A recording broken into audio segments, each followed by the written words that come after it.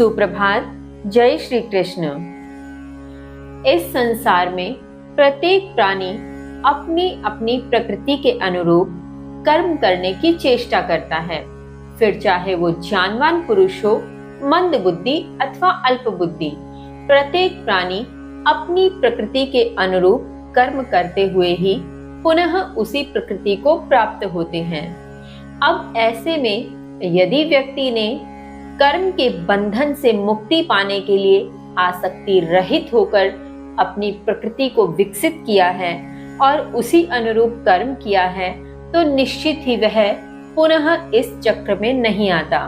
किंतु यदि उसकी प्रकृति अभी भी राग और द्वेष के वशीभूत है, इन दोनों के नियंत्रण में रहकर इंद्रिय विषयों में संलग्न है, तो निश्चय ही वह कर्म बंधन के बंधन में बंधता हुआ पुनः उसी प्रकृति को प्राप्त होता है।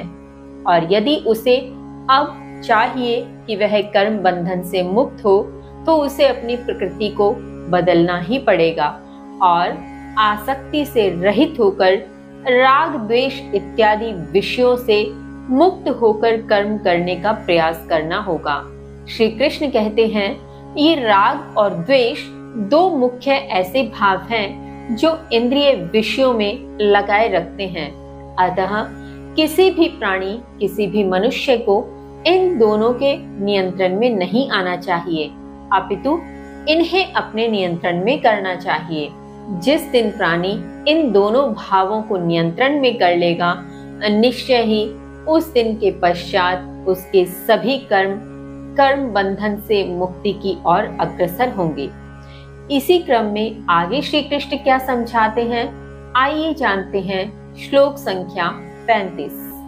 श्रेयान् स्वधर्मो विगुणः परधर्मात् स्वनुष्ठितात् स्वधर्मे निधनं श्रेयः परधर्मो भयावह परधर्मो भयावह।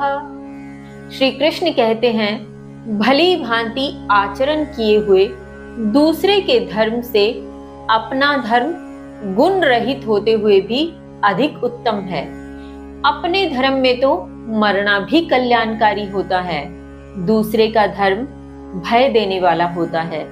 भावार्थ, यहाँ श्री कृष्ण कहना चाहते हैं कि प्राणी विशेष को अपने ही कर्म रूपी धर्म का नित्य पालन करना चाहिए।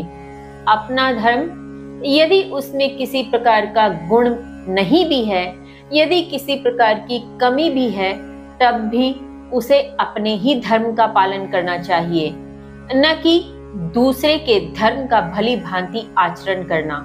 यहाँ श्री कृष्ण कह रहे हैं, दूसरे के धर्म का भली भांति आप आचरण कर लो, उसकी बजाय अपना धर्म यदि गुण रहित भी हो तो श्रेष्ठ है। दूसरे के धर्म हमेशा भय देने वाले होते हैं, किंतु अपने धर्म में तो मरना भी कल्याणकारी है। इसे एक उदाहरण के माध्यम से समझते हैं। जैसे हमारे अपने बच्चे कभी गलती करें तो हम उन्हें मार भी लेते हैं, डांट भी लेते हैं, जो मन हो उस प्रकार से उनसे व्यवहार करते हैं। किंतु ठीक उसी स्थान पर दूसरे का बच्चा चाहे हमारे बच्चे से अधिक गलतियां हमारे समक्ष कर रहा हो, किंतु हम उसे कुछ नहीं कहते। क्यों? क्योंकि हमें भय होता है कि इसके माता पिता से अथवा इसके परिजनों से हमारा विवाद हो जाएगा, न जाने इसके अभिभावक हमें क्या कह दें, न जाने किस प्रकार की स्थिति उत्पन्न हो जाए, तो हमें भय होता है ना। और अपने बच्चे को हम मार भी लेते हैं, डांट भी लेते हैं, फिर प्यार भी कर लेते हैं। ठीक इसी प्रकार श्री कृष्ण कहते हैं कि दूसरे के धर्म का आप कितना ही अच्छे से पालन कर लो, फिर भी उसमें भय बना रहता है, क्योंकि हम नहीं जानते कि दूसरे के धर्म में किस प्रकार का आचरण किया जाना उचित है, दूसरे के द्वारा कर्म को किए जाते समय किस प्रकार का व्यवहार किया जाता है। और जब भी हम किसी दूसरे के कर्म का पालन कर रहे हों, किसी दूसरे के धर्म रूपी कर्म को अपनाकर उसके प्रति कर्म कर रहे हों, तो हर पल एक डर मन में बना रहता है कि कहीं कोई गलती ना हो जाए, कहीं कुछ छूट ना जाए, कहीं कुछ अनहोनी ना हो जाए, ये ऐसे करना चाहिए या वैसे करना चाहिए। जबकि अपने कर्म रूपी धर्म का पालन हम निश्चिंत होकर कर सकते हैं। उसके प्रति हमें सभी नियमों का पता होता है। ऐसे में यदि हमसे कोई त्रुटि हो भी जाए तो हम उसको सुधार सकते हैं और हम निश्चिंत होकर अपना कर्म कर सकते हैं। इसीलिए श्री कृष्ण कहते हैं, अपने धर्म का पालन करते हुए यदि मरना भी पड़े तो वह कल्याणकारी है। दूसरे के धर्म का तो प्रति क्षण भय बना रहता है।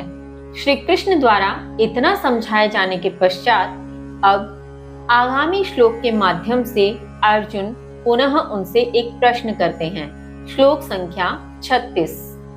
अर्जुन उवाच अथ केन प्रयुक्तो अयं पापं चरति पुरुषः अनिच्छन् पीवार्षणे बलात् नियोजितः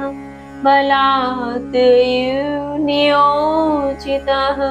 अर्जुन ने कहा, हे कृष्ण, तब तो मानो न चाहते हुए भी यह मनुष्य बलपूर्वक लगाया हुआ किससे प्रेरित होकर पाप करता है। भावार्थ, यहाँ अर्जुन एक प्रश्न पूछते हैं जो कि पूर्णतः वाजिब भी है। हम भी यदि इस स्थान पर हों तो इस प्रकार की शंका मन में आती ही है। जब श्री कृष्ण कहते हैं कि प्रत्येक मनुष्य अपनी प्रकृति के अनुरूप कर्म करता है, जब श्री कृष्ण कहते हैं प्रत्येक कर्म मुझे अर्पित करके कर दीजिए, तुम्हारा कुछ नहीं है, तो ऐसे में फिर ये पाप करवाता कौन है? कोई भी मनुष्य स्व से तो नहीं चाहेगा कि हम पाप करें। कोई भी मनुष्य इस प्रकार की इच्छा कतई नहीं करेगा कि उसके माध्यम से कुछ बुरा हो, उसके माध्यम से किसी प्रकार का पाप हो। तो फिर ऐसा क्या हो जाता है, किस प्रकार का बल होता है, किससे वह प्रेरित होता है कि वह न चाहते हुए भी पाप करने लगता है? तो इस जेन्युइन प्रश्न का उत्तर श्री कृष्ण क्या देते हैं जानेंगे कल। तब तक के लिए जय श्री कृष्ण।